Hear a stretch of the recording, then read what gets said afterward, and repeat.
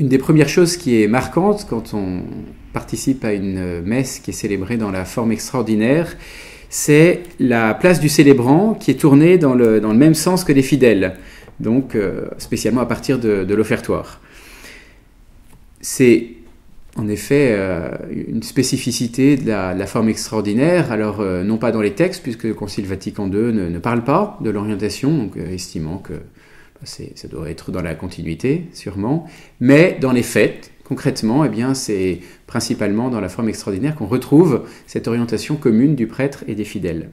Alors quel est le sens de ce rite qui est extrêmement marquant, qui peut paraître même parfois un peu austère quand on y assiste, puisqu'on voit peu, non pas mais peu, le visage du prêtre, donc ça peut paraître un peu plus austère et un peu moins sympathique, un peu moins chaleureux, un peu moins convivial. Le sens profond de cette orientation, c'est le désir de l'Église de célébrer orienté. Orienté, c'est-à-dire vers l'Orient, vers l'Est, comme son nom l'indique. L'ensemble des premières basiliques qui ont été construites et des églises, très longtemps, étaient construites orientées, c'est-à-dire avec le cœur qui était tourné vers l'Est. Alors il y a une petite exception, par exemple à Saint-Pierre, où c'est l'inverse, c'est tourné vers l'Ouest, et c'est justement pour ça que dans la basilique Saint-Pierre, le prêtre et le pape célébraient dans l'autre sens, donc de l'autre côté de l'autel, mais pour justement célébrer face à l'Orient. Pourquoi ? Eh bien, l'Est, c'est le lieu à Jérusalem de l'ascension du Seigneur, au Mont des Oliviers, c'est le lieu de l'ascension, et comme il reviendra dans sa gloire par le même lieu, eh bien symboliquement, on se tourne vers le Christ qui reviendra dans sa gloire. C'est aussi, pour la cosmologie, le lieu où le soleil se lève, et le soleil qui représente symboliquement le Seigneur. Donc, dans cette orientation commune, eh bien, il y a le désir de l'Église de montrer qu'on célèbre orienté vers le Seigneur, tourné vers le Seigneur. Ce n'est pas une question d'être face au mur, dos au peuple, c'est d'être tous ensemble tournés vers le Seigneur.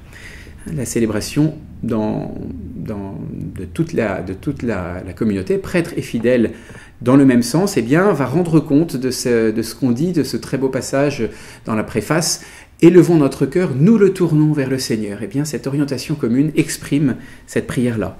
Et l'orientation commune du prêtre et des fidèles permet d'éviter ce que Joseph Ratzinger appelait une auto-célébration de la communauté, où on risque, c'est évidemment pas systématique, mais on risque d'oublier que c'est bien le Seigneur lui-même qui est le centre de la célébration, et c'est ni l'Assemblée, ni même le prêtre qui en est le centre, c'est le Seigneur.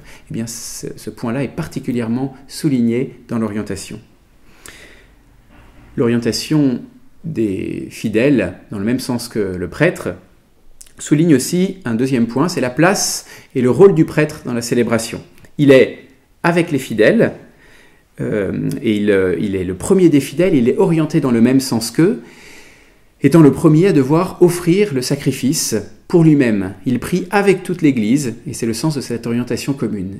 Et en même temps, il est séparé, lui est dans le chœur, l'ensemble des fidèles sont dans la nef, ils ne sont pas au même endroit, et le chœur est réservé au prêtre parce qu'il tient la place du Christ. Donc vous voyez, dans cette place du prêtre seul, mais en même temps orienté dans le même sens que les fidèles, eh bien on a cette harmonisation et cette place qui est soulignée et qui est plus sensible.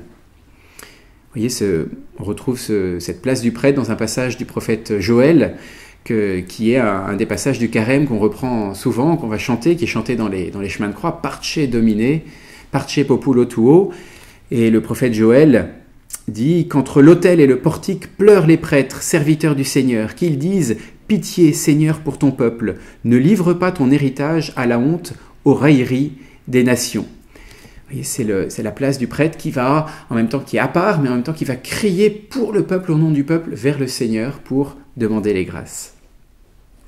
Alors il est bien sûr nécessaire que le prêtre, à certains moments, soit aussi face aux fidèles, et il l'est pour les lectures, pour la prédication, il l'est aussi pour les parties où il va demander l'attention de la foule, Dominus vobiscum, tous ces moments où il va demander l'attention de la foule. Il l'est évidemment pour la communion où il présente l'hostie à la foule, il est face au peuple, parce qu'à ce moment-là, eh bien, il signifie que Dieu dialogue avec son peuple, Dieu enseigne son peuple, Dieu se donne en nourriture à son peuple. C'est une autre signification, mais l'orientation du prêtre dans le même sens que les fidèles, et spécialement pendant toute la prière eucharistique, eh bien, est un signe très fort, adapté pour rendre compte de la place du prêtre et de l'assemblée, tous tournés vers le Seigneur. Alors, je vous invite, peut-être si vous êtes étonné par cette orientation commune, si ça vous surprend, eh bien, quand vous assistez à une messe orientée, d'y voir une expression forte de toute l'Église qui est tournée vers le Seigneur et qui prie d'un même cœur, avec le prêtre comme médiateur, tout dans la place du Christ, qui fait monter ce grand cri vers le ciel, vers le Seigneur, qui n'attend qu'une chose, c'est de nous combler. Que Dieu vous bénisse.